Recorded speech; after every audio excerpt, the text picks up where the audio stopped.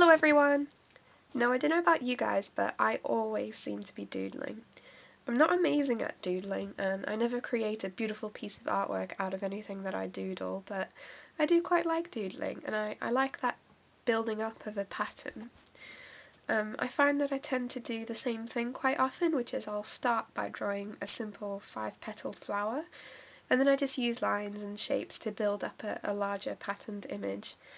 And that gave me the idea of trying to do this technique with polymer clay, so doodling with polymer clay. So in this video I'm going to show you how I transfer the techniques I used to doodle on paper to make some pretty polymer clay items. So the first shapes I'm making are the petals of that starting flower, and I'm just cutting them out with an X-Acto blade and then neatening them up with my fingers before placing them together. It's a bit hard to see on camera, but the colour I'm using for this part is Fimo's Rose Quartz. I usually only choose 3 or 4 colours for these pieces, but of course you can choose as many different colours as you want to.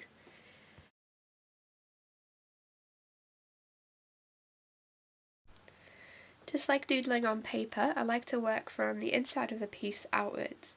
And really that's just because it makes judging the sizes of each piece a lot easier, since you can lay the inner piece on top of the outer piece and then cut around it. Whereas if you started from the outside, you might have to keep resizing the inner piece until it was right, and basically I'm just not patient enough for that, so yeah. So the next layer I'm doing is just a slight white outline. So I'm just rolling the white clay out bigger than it needs to be first of all. I'm also particularly paranoid about my clay pieces breaking, so at this point I'm just incorporating a few strands of wire to strengthen the shape up a bit, and using a bit of translucent liquid clay just to seal them in. Then I'm just laying the flower over the top of the white piece and cutting the outer layer down to size.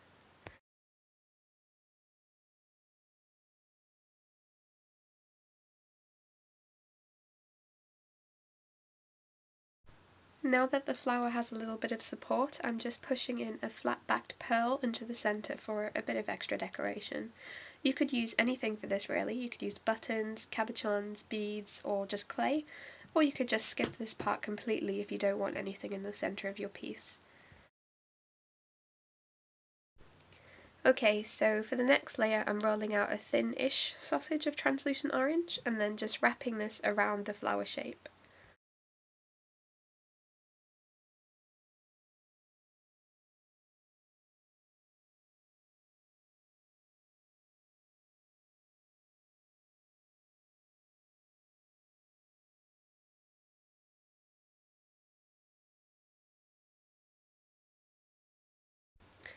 Next I'm taking 5 balls of pearl white clay and shaping them roughly with my fingers and rolling pin into larger petal shapes.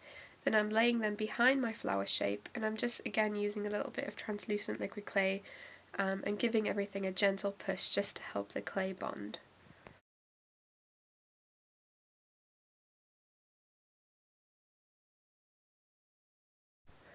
And then adding a few more decorative touches, this time with some small pink beads. If you have a beading mat or some kind of softer surface, I definitely recommend using that to keep your beads on while you're working with them, just so they don't go flying everywhere like they did on my glass work surface. As always, I'm using translucent liquid clay to seal them into place. If you hadn't already noticed, I'm quite a big fan of translucent liquid clay, and I tend to use it in most of my pieces, probably where it isn't even needed, but I would suggest just using it as a sealant here.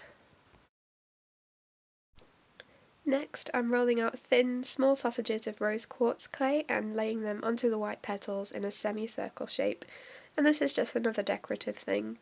These little decorative touches are what I actually really like about these pieces because it just makes them really customizable.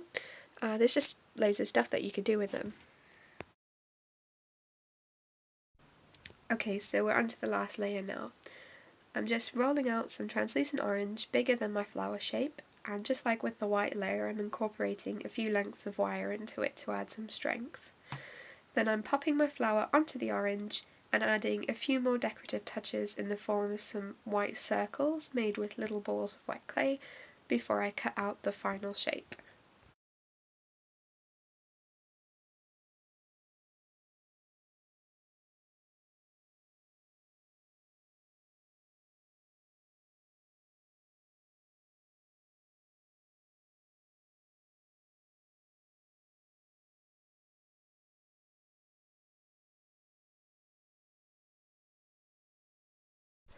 I want to make this piece into a pendant, so I'm just inserting an eye pin in before baking and glazing.